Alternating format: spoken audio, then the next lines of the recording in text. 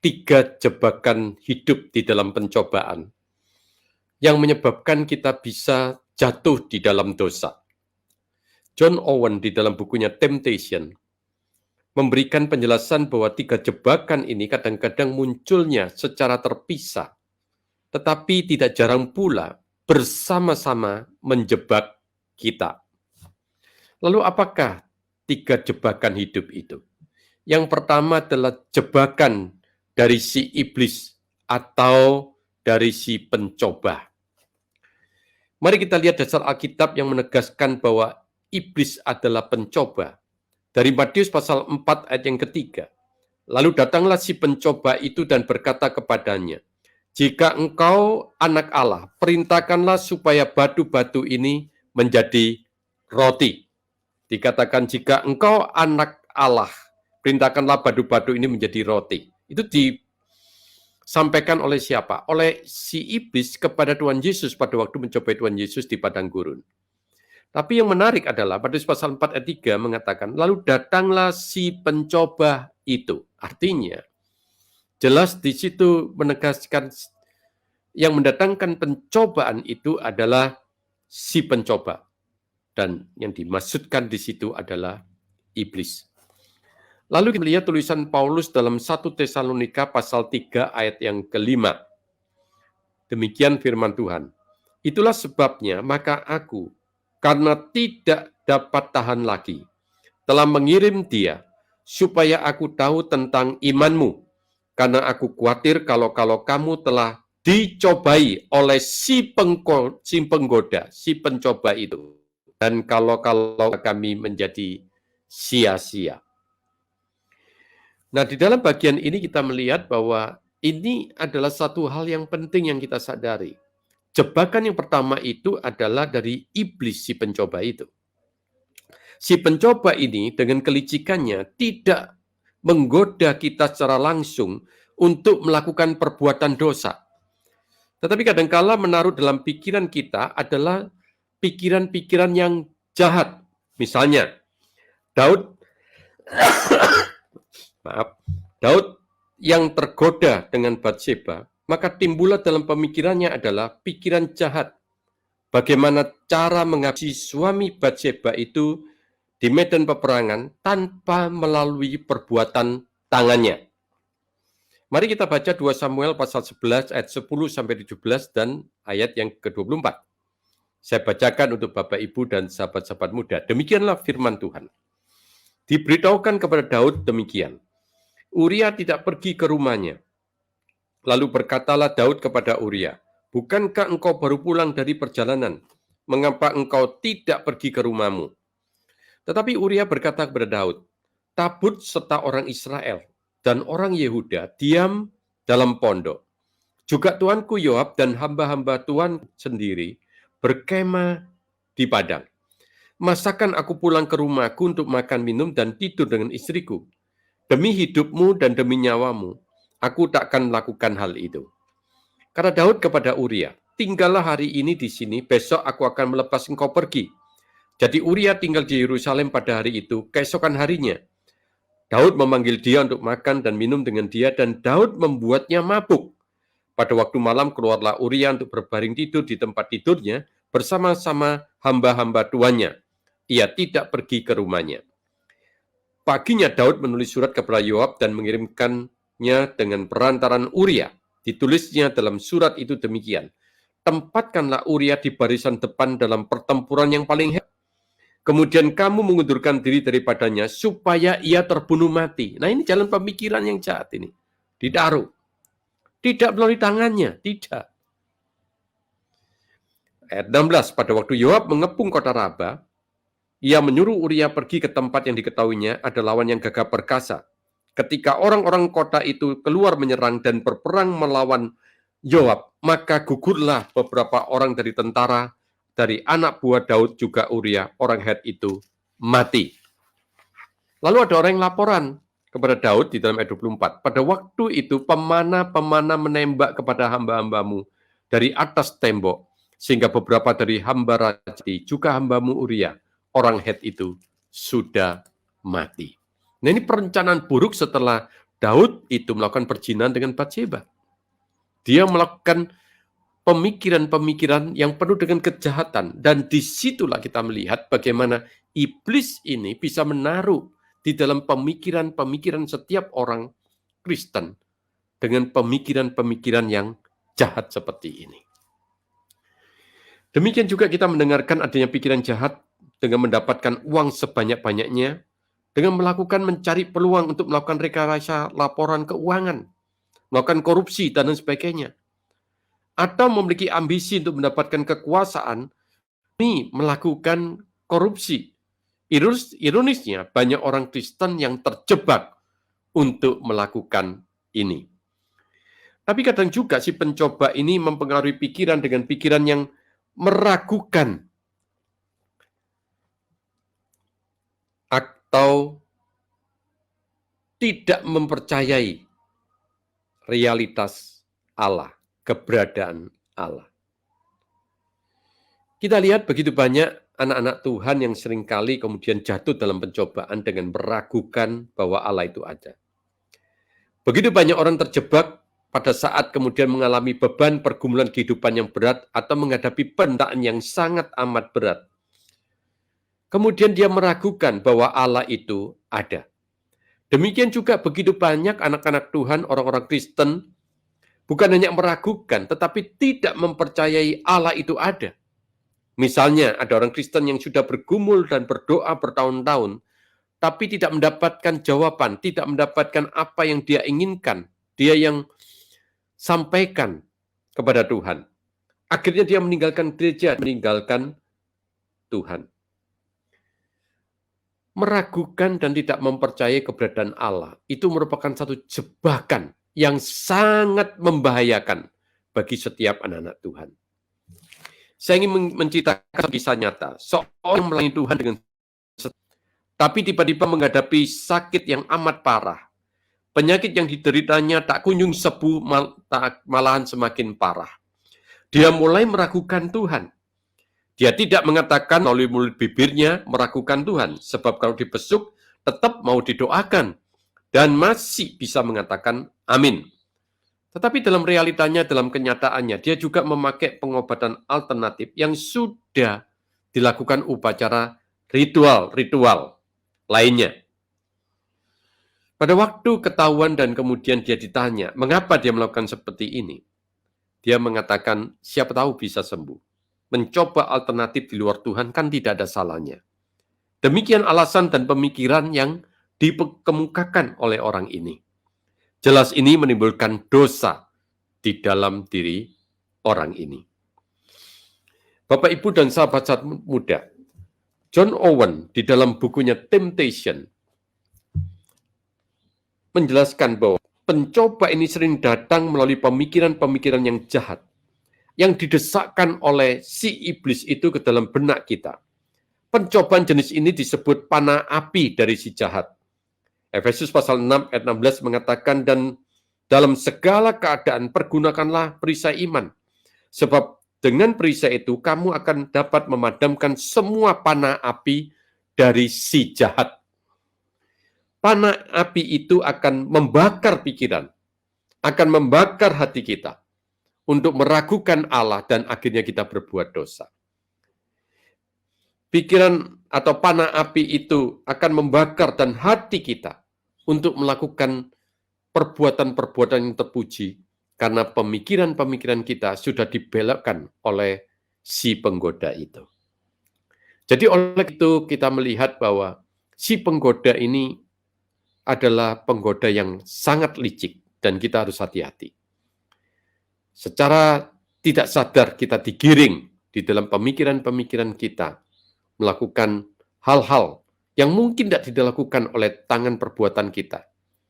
Tetapi pemikiran itu sangat berbahaya karena melalui pemikiran itu sebetulnya dilaksanakan satu perbuatan-perbuatan yang tidak berkenan di hati Allah.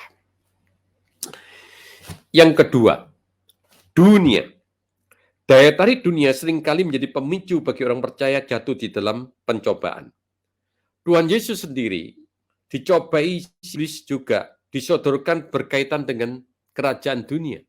Kita lihat dalam Matius pasal 4 ayat 9 sampai 10. Dan berkata kepadanya, maksudnya si iblis berkata kepada Tuhan Yesus, semua itu akan kuberikan kepadamu jika engkau sujud menyembah aku. Semua yang ada di dunia ini akan diberikan kepada Yesus jika Yesus mau sujud menyembah kepada si iblis. Ayat 10, maka berkatalah Yesus kepadanya, enyalah iblis, sebab ada tertulis engkau harus menyembah Tuhan Allahmu dan hanya kepada Dia sajalah engkau berbakti. Jadi kita melihat di dalam bagian ini bahwa daya tarik dunia itu sering dipakai untuk menggoda kita. Ibaratnya si iblis berupaya menjebak orang percaya melalui umpan daya tariknya, kenikmatan dunia, keindahan dunia, serta budaya dunia yang negatif. Kita melihat begitu banyak daya tarik dunia dalam hal entertainment yang dipakai si mencoba untuk menjatuhkan manusia. Contohnya, kita dikejutkan dengan adanya pimpinan negara Eropa yang melakukan pesta hura-hura yang tidak pantas. Demikian juga Bapak Ibu, kita seringkali dengan dalih demi menikmati keindahan dunia, pergi berlibur dan ditempatkan di hari Sabtu dan Minggu, sebab kita selalu mengatakan tidak ada waktu yang lain. Terpaksa kita kumpul keluarga di hari Sabtu dan Minggu di luar kota, dan ini sering dilakukan. Dan itu menyebabkan mereka tidak beribadah setiap hari Minggu pada waktu mereka berada di luar kota. Demikian juga budaya yang negatif misalnya. Di kalangan sahabat-sahabat muda, banyak yang terpengaruh oleh budaya seks bebas, budaya mabuk-mabukan, pesta narkoba, dan lain sebagainya. Ini merupakan budaya-budaya yang seringkali membuat kita semuanya terjebak dan kita masuk di dalamnya dan masuk di dalam satu keadaan di mana seluruh perbuatan kita itu tidak berkenan di hati Tuhan. Di zaman modern ini, supramodern ini, juga ada daya tarik yang luar biasa dalam dunia teknologi digital yang seharusnya diciptakan untuk lebih memudahkan kehidupan manusia, membuat manusia lebih efisien dalam mengeluarkan biaya, waktu, dan tenaga. Misalnya untuk berbelanja, kadang-kadang bisa lebih murah karena ada harga promo. Waktu juga sangat efisien. Tenaga juga tidak perlu harus keluar rumah. Tetapi kemudahan ini membuat semakin boros, semakin tidak bertanggung jawab di dalam penggunaan berkat Tuhan. Karena membeli barang-barang yang sebetulnya bukan kebutuhan utamanya. Bapak Ibu, kadang-kadang dengan semakin boros ini membuat kita terjebak di dalam berbagai hutang, maupun kita itu membayar dengan memakai cara penundaan demi penundaan yang kita lakukan. Sehingga kita tidak mampu membayar, kemudian kita melakukan perbuatan-perbuatan yang tidak baik. Daya tarik yang seperti ini membuat manusia itu seringkali jatuh di dalam dosa. Daya tarik dunia, kenikmatan dunia, keindahan dunia, budaya dunia yang negatif, itu seringkali menyeret kita masuk di dalam bencana. Yang ketiga, Bapak Ibu, nafsu kedagingan manusia. Hal ini terungkap di dalam Yakobus pasal 1 ayat 14. Tetapi tiap-tiap orang dicobai oleh keinginannya sendiri. Nah, ini jelas. Tiap-tiap orang dicobai oleh keinginan sendiri karena ia diseret dan dipikat olehnya. Contoh konkretnya adalah pada waktu Hawa jatuh dalam dosa di dalam Kejadian pasal 3 ayat 6. Saya bacakan. Demikianlah firman Tuhan. Perempuan itu melihat bahwa buah pohon itu baik untuk dimakan dan sedap kelihatannya. Lagi pula pohon itu menarik hati karena memberikan pengertian. Lalu ia mengambil dari buahnya dan dimakannya dan diberikannya juga kepada suaminya yang bersama-sama dengan dia, dan suaminya pun memakannya. Dikatakan buah itu menarik. Baik untuk dimakan, sedap kelihatannya, menarik hati, dipikat oleh buah itu. Akhirnya manusia itu jatuh. Di zaman modern ini juga ada daya tarik memikat, yaitu kemajuan teknologi digital yang seharusnya diciptakan untuk memudahkan kehidupan manusia. Justru kemajuan teknologi digital ini dipakai untuk hal-hal yang negatif. Misalnya dibuat untuk melakukan membuat satu aplikasi investasi bodong.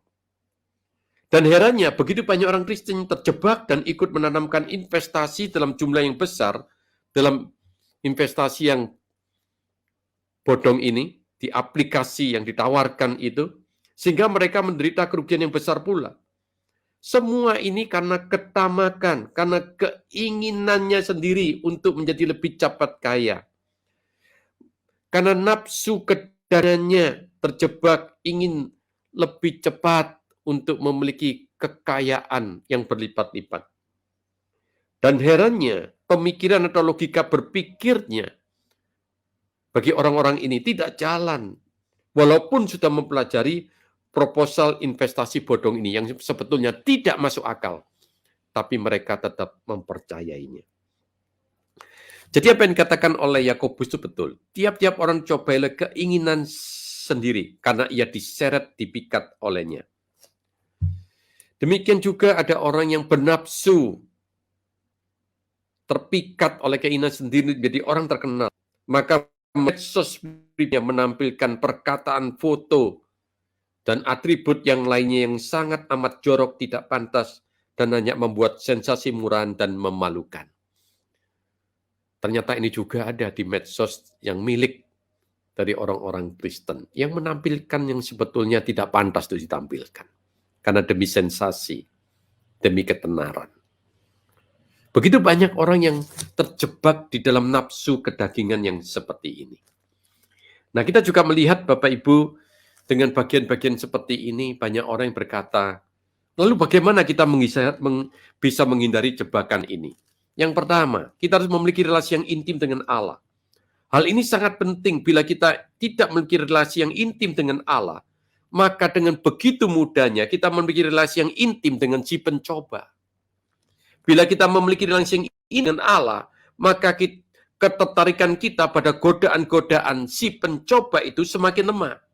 Karena memiliki relasi yang intim dengan Allah akan memberikan kepada kita hidup lebih mengenal Allah, memprioritaskan hidup kita demi kemuliaan Allah dibandingkan kecenderungan untuk memalukan Allah, mempermalukan nama Allah melalui kehidupan kita.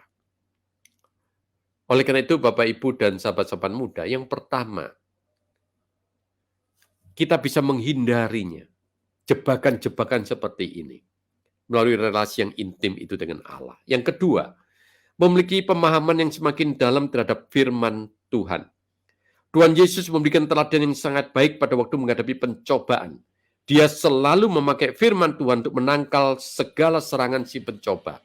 Bapak Ibu bisa membacanya di dalam Matius pasal yang keempat. Yang ketiga, Alkitab memberikan nasihat yang penting dalam Efesus pasal 6 ayat 14-18. Saya bacakan, demikianlah firman Tuhan. Jadi berdirilah tegap, berikat pinggangkan kebenaran dan berbaju jirakan keadilan. Kakimu berkasutkan kerelaan untuk memberitakan Injil damai sejahtera. Dalam segala keadaan pergunakanlah perisai iman. Sebab dengan perisai itu kamu akan dapat memadamkan semua panah api dari si jahat. Dan terimalah ketopong keselamatan dan pedang roh, yaitu firman Allah. Dalam segala doa dan permohonan. Berdoalah setiap waktu di dalam roh dan berjaga-jagalah dalam doamu. Dengan permohonan yang tak putus-putusnya untuk segala orang kudus. Efesus pasal 6 ayat 14-18 pernah dibahas di dalam bagian materi dari Bara Digital Ministry. Bapak Ibu bisa melihatnya di YouTube, kanal YouTube dari Bara Digital Ministry. Kemudian kita juga melihat Petrus yang pernah jatuh dalam pencobaan dengan menyangkal Yesus 3 kali menasihati kita agar tetap waspada. 1 Petrus pasal 5 ayat 8. Demikian firman Tuhan, sadarlah dan berjaga-jagalah, lawanmu si iblis berjalan keliling sama seperti singa yang mengaum-ngaum dan mencari orang yang dapat ditelannya. Ini merupakan nasihat. Kita harus sungguh-sungguh melihat, memahami kebenaran firman Tuhan agar membuat kita semakin waspada dan bisa berjaga-jaga terhadap pencobaan ini. Yang keempat, memiliki keluarga dan rekan-rekan sebagai sahabat rohani. Memiliki sahabat rohani berarti kita memiliki sahabat atau keluarga yang bisa memberikan kepada kita nasihat, sahabat yang bisa memberitahukan kepada kita agar waspada dengan jalan kehidupan yang kita jalani mulai melenceng. Seorang sahabat dalam doa, dalam bergumul bersama dengan langkah-langkah kehidupan yang harus diambil di situasi kondisi dan berbahaya. Seorang sahabat rohani yang selalu mendorong kita untuk memiliki relasi yang dekat dengan Bapak, Ibu, dan sahabat-sahabat muda. Di dalam sesi yang kedua ini, marilah kita bersama-sama belajar bagaimana jebakan-jebakan dalam kehidupan kita itu sangat membahayakan. Oleh karena itu, di dalam diri kita, mari kita menghindari jebakan-jebakan ini. Dan sebagai akhir kata, di dalam bagian ini saya ingin mengatakan, mari kita memiliki relasi yang intim dengan Allah. Kita semakin memahami kebenaran firman Tuhan. Dan kita juga boleh bersama-sama mempelajari Efesus pasal 6 ayat 14 sampai 18 yang dibahaskan secara tuntas bagaimana kita menghadapi kuasa si jahat ini. Dan juga kita boleh memiliki sahabat rohani supaya itu memberikan kepada kita kekuatan dan memberikan nasihat serta memberikan kepada kita bimbingan untuk kita tidak jatuh di dalam pencobaan. Amin.